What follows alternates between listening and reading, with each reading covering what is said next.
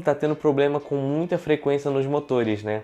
Mas você saberia dizer o quanto que esses carinhas sofrem todos os dias? Os motores elétricos são desgastados o tempo todo pelos fenômenos físicos, tipo atrito, alta temperatura, afrouxamentos, aquelas coisas que você provavelmente já até sabe.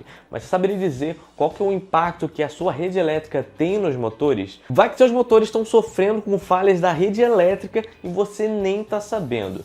Vem comigo que eu vou te mostrar os 3 tipos de falhas elétricas mais comuns nos motores. Os motores elétricos funcionam como conversores que vão pegar a energia elétrica da rede e transformar em energia mecânica. Todo o processo de indução eletromagnética vai passar e vai gerar o torque que vai levar o movimento para o eixo. Então a gente consegue imaginar que uma qualidade de energia ruim da sua rede pode causar vários problemas nos motores. Uma rede elétrica com problemas pode vir causar um sobreaquecimento, uma sobrecarga e levar até a queima do motor elétrico. O primeiro tipo de falha elétrica que a gente vai ver são os picos de tensão. Eles são definidos com variações abruptas na rede elétrica em uma ou mais fases por um curto período de tempo. Então é como se do nada acontecesse um boom que joga a tensão lá para cima e isso causa uma alta chance de queimar o seu equipamento. Esses picos podem acontecer por alguns fatores. O principal deles é a descarga atmosférica. Então quando tem uma descarga, a energia percorre a rede elétrica, dando uma oscilada brutal na rede, podendo queimar o seu motor. E quando eu falo brutal, é brutal mesmo, tá? Nossa, eu lembro daquele raio que caiu, acabou com o meu sensor de monitoramento de esgoto. Nossa, demorei 2 meses para comprar outro. Ou então os picos podem ser causados por problemas operacionais, tipo o acionamento de um motor de alta potência que causa distorções na linha inteira, então já fica ligado com esses picos de outras máquinas do processo. Ou então os picos podem ser induzidos também por falhas elétricas mais convencionais, tipo rompimento de algum cabo, uma queima de fusível ou então aquelas questões de má distribuição de carga aí na sua planta. Então é um dos motivos também que pode acontecer para causar os picos de tensão. Então obviamente se eu tenho esses picos eu tenho que ter meu motor protegido para evitar de expor, deixar ele exposto a esses picos e poder vir a causar uma queima do equipamento ou do sistema de controle e tudo mais. Então a gente tem que ficar ciente e usar aqueles dispositivos de proteção tradicionais, tipo fusíveis, disjuntores, DPS e até mesmo o SPDA em plantas maiores que têm que se proteger das descargas atmosféricas. Então acaba sendo essencial usar esses sistemas de proteção para evitar os picos de tensão e a queima de diversos equipamentos eletroeletrônicos. Já o desbalanceamento de tensão é uma condição na qual as fases não estão equilibradas, não estão balanceadas. Qualquer sistema trifásico precisa disso para estar funcionando. Isso pode estar acontecendo de 2 formas. Pensando aqui na tensão, no desbalanceamento de tensão. A tensão precisa que as amplitudes entre as fases estejam balanceadas com o mínimo de variação possível. E a segunda forma vai ser em relação à distância entre as fases, ou seja, entre o ângulo, ou seja, a defasagem angular deve ser entre 120 graus para que elas estejam realmente equilibradas, ou seja, elas têm que ficar equidistantes uma onda e na mesma distância em relação à próxima onda. Isso vai ser super importante para o processo de indução eletromagnética do caso do motor e também para qualquer outro sistema trifásico que precisa desse requerimento de ter o sistema mais balanceado possível. Então se eu tenho um sistema desbalanceado, isso vai ser altamente prejudicial para o meu motor. Então vamos falar de dados para você entender esse meu argumento. Então basicamente um desequilíbrio de apenas 1% da minha tensão já causa um aumento de 7 a 8% das correntes que estão circulando ali no meu motor na condição em carga. Se ele estiver em vazio, isso ainda é pior, de 12 a 15% na condição em vazio. Então olha o quanto que já está aumentando a corrente que está circulando ali no meu motor.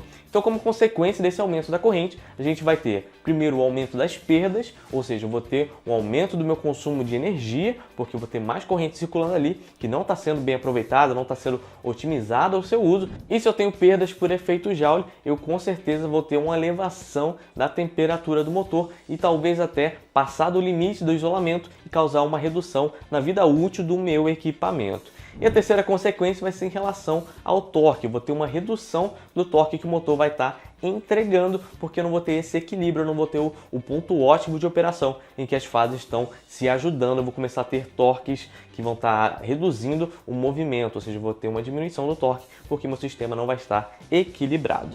Estudos já demonstraram também que um desequilíbrio de cerca de 3,5% consegue aumentar de cerca de 20% a temperatura no motor e 20% também as perdas por efeito Joule. Então olha o impacto que tem essa curva que é quase exponencial, o quanto que está crescendo, impactando a operação do motor elétrico. E observando aqui essas duas imagens, a gente vê uma análise termográfica de um mesmo motor em duas condições diferentes. Na primeira, ele vai estar com um desbalanceamento de cerca de 1% e na segunda, com cerca de 3%. Olha quanto que mudou, no caso de 3%, a temperatura aqui no motor. E olha que a gente está olhando só para a parte externa, tá? Então a gente não está olhando a temperatura ali no bobinado, que é o que realmente conta para a redução da vida útil do equipamento. Então, para ficar mais claro o impacto desses efeitos na vida útil do motor elétrico, vamos olhar um exemplo aqui.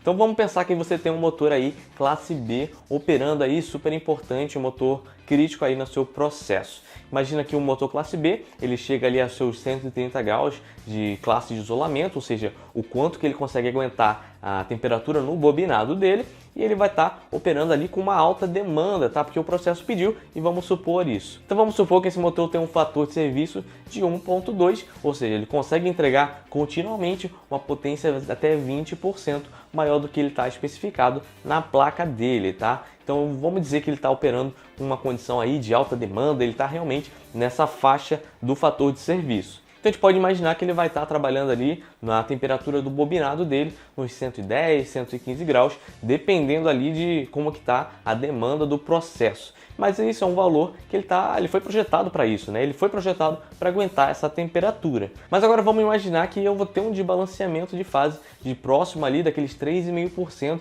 que a gente viu no gráfico anterior. Isso vai aumentar em cerca de 20% a temperatura do nosso motor, o que vai ser mais 22 graus que vão estar incidindo dentro da parte do bobinado ali do seu motor, o que vai significar que ele vai passar em 2 graus na temperatura da classe de isolamento, que é o limite que ele pode chegar para começar a degradar o isolamento e começar a corroer mesmo, e começar a diminuir a vida útil dele. Então a gente consegue estimar que com esses 2 graus sendo trabalhados de forma contínua, consegue reduzir em 15% a vida útil do motor elétrico. E a gente pode supor que ele teria uma vida útil aí de uns 20 anos, o que darão 3 anos a menos de operação desse equipamento. Isso eu estou falando do impacto de um motor só. Agora imagina que você tem vários motores, todos nessa mesma rede elétrica, com 3,5% de desequilíbrio. Agora imagina o impacto que tem na vida útil de todos os equipamentos ao mesmo tempo. Você está vendo o quão importante é entregar uma energia de qualidade para os seus equipamentos?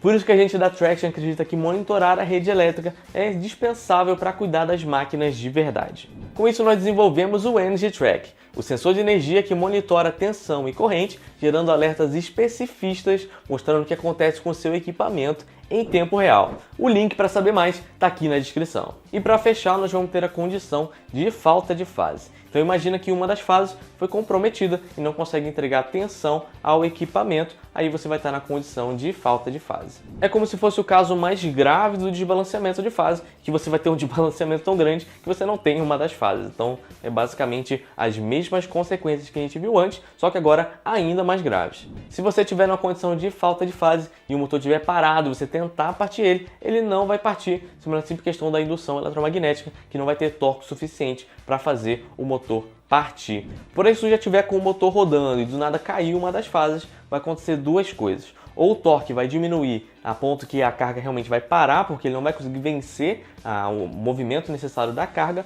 ou então ele vai continuar rodando, porém com um torque menor. Em ambas as casos, vai ser bem perigoso para a queima do motor, porque a corrente vai ser bem elevada, podendo causar um sobreaquecimento e reduzir a vida útil, como a gente viu antes. Então é super importante ter os dispositivos de proteção que consigam isolar, ou seja, realmente abrir e isolar o motor da rede elétrica. Então a gente pode estar falando de disjuntores de DR, ou se não de relés de sobrecarga, que vão estar identificando essa corrente elevada e vão abrir para proteger o motor. Ou então, melhor ainda, podemos usar um relé falta de fase, que fica monitorando ali a presença de todas as fases e no momento que você tem alguma queda, ele vai atuar e vai abrir instantaneamente. Então a vantagem de usar o relé falta de fase é que você não tem que esperar esse aumento da corrente para aí sim atuar. São dois tipos de proteção, uma um pouco mais rápida no caso do relé falta de fase.